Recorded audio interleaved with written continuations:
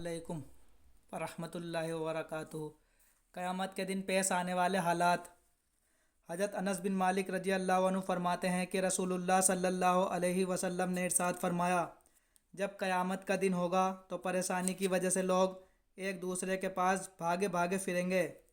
چنانچہ حضرت آدم علیہ السلام کے پاس جائیں گے اور ان سے عرض کریں گے، آپ اپنے رب سے ہماری شفاعت کر دیجئے۔ وہ فرمائیں گے، میں اس کا اہل نہیں۔ تم ابراہیم علیہ السلام کے پاس جاؤ، وہ اللہ تعالیٰ کے دوست ہیں۔ یہ ان کے پاس آئیں گے، وہ فرمائیں گے، میں اس کا اہل نہیں۔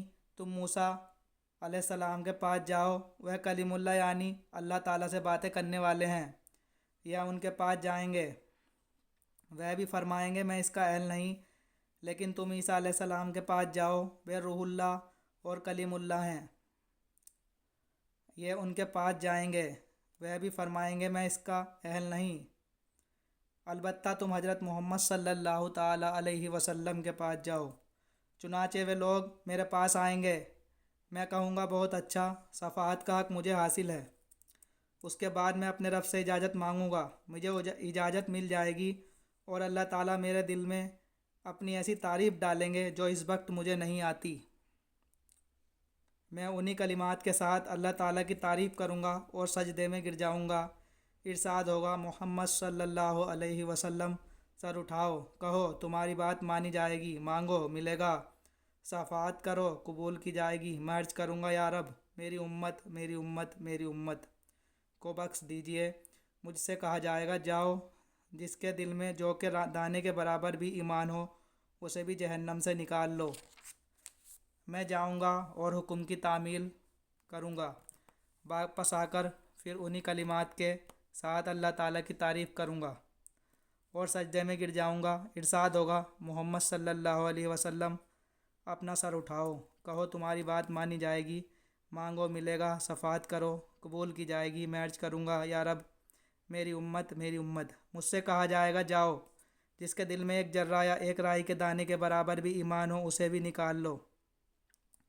میں جاؤں گا اور حکم کی تعمیل کروں گا، واپس آ کر پھر انہی کلمات کے ساتھ اللہ تعالیٰ کی تعریف کروں گا اور سجدے میں گر جاؤں گا۔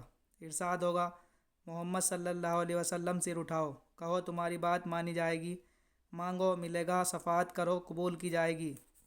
میں عرض کروں گا، یا رب، میری امت میری امت۔ مجھ سے کہا جائے گا، جاؤ، جس کے دل میں ایک رائی کے دانے کے سے بھی کم تر ایمان ہو اسے بھی نکال لو۔ میں جاؤں گا اور حکم کی تعمیل کر کے چوتھی مرتبہ پھر واپس آؤں گا اور پھر انہی کلمات کے ساتھ اللہ تعالیٰ کی تعریف کروں گا۔ ارشاد ہوگا، محمد صلی اللہ علیہ وسلم، سر اٹھاؤ، کہو تمہاری بات مانی جائے گی، مانگو ملے گا، شفاعت کرو قبول کی جائے گی۔ میں عرض کروں گا، میرے رب، مجھے ان کے نکالنے کی بھی اجازت دے دیجئے جنہوں نے کلمہ لا الہ الا اللہ پڑھا ہو۔ اللہ تعالیٰ ارشاد فرمائے گا، میری عزت کی قسم، میرے بلند مرتبے کی قسم، میری بڑائی کی قسم اور میری بزرگی کی قسم، جنہوں نے یہ کلمہ پڑھ لیا ہے انہیں تو میں ضرور جہنم سے خود نکال لوں گا۔ بخاری۔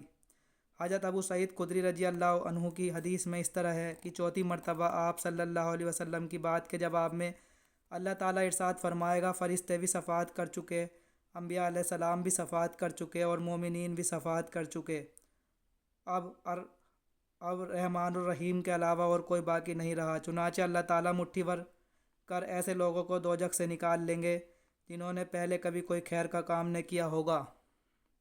وہ لوگ دوزخ میں جل کر کوئلہ ہو چکے ہوں گے۔ جنت کے دروازوں کے سامنے ایک نہر ہے جسے نہر حیات کہا جاتا ہے۔ اللہ تعالیٰ اس میں ان لوگوں کو ڈال دیں گے، وہ اس میں سے فوری طور پر تر و تازہ ہو کر نکل آئیں گے، جیسے دانہ سیلاب کے کوڑے میں پانی اور کھاد ملنے کی وجہ سے اگاتا ہے، اور یہ لوگ موتی کی طرح صاف ستھرے اور چمکدار ہو جائیں گے۔ ان کی گردنوں میں سونے کے پٹے پڑے ہوں گے جن سے جنتی ان کو پہچانیں گے کہ یہ لوگ جہنم کی آگ سے اللہ تعالیٰ نے ان کو آزاد کر دیا ہے۔ انہیں اللہ تعالیٰ نے بغیر کسی نیک عمل کیے ہوئے جنت میں داخل کر دیا ہے۔ پھر اللہ تعالیٰ ان سے فرمائیں گے، جنت میں داخل ہو جاؤ، جو کچھ تم نے جنت میں دیکھا وہ سب کچھ تمہارا ہے۔ وہ کہیں گے، ہمارے رب، آپ نے ہمیں وہ کچھ عطا فرمایا جو دنیا میں کسی کو نہیں دیا۔ اللہ تعالیٰ ارشاد فرمائے گا، میرے پاس تمہارے لیے اس سے افضل نعمت ہے۔ وہ عرض کریں گے، ہمارے رب، اس سے افضل نعمت کیا ہو سکتی ہے؟ اللہ تعالیٰ فرمائے گا میری رضا، اس کے بعد اب میں تم سے کبھی ناراض نہیں ہوں گا۔ اس سے ثابت ہوتا ہے کہ حدیث شریف میں حضرت عیسیٰ علیہ السلام کو روح اللہ اور کلمت اللہ اس وجہ سے کہا گیا ہے کہ ان کی پیدائش بغیر باپ کے صرف اللہ تعالیٰ کے حکم کلمہ کن سے ہوئی ہے، کہ جبریل علیہ السلام نے اللہ تعالیٰ کے حکم سے ان کی ماں کے گریبان میں پھونکا، جس سے وہ ایک روح اور جاندار چیز بن گئے۔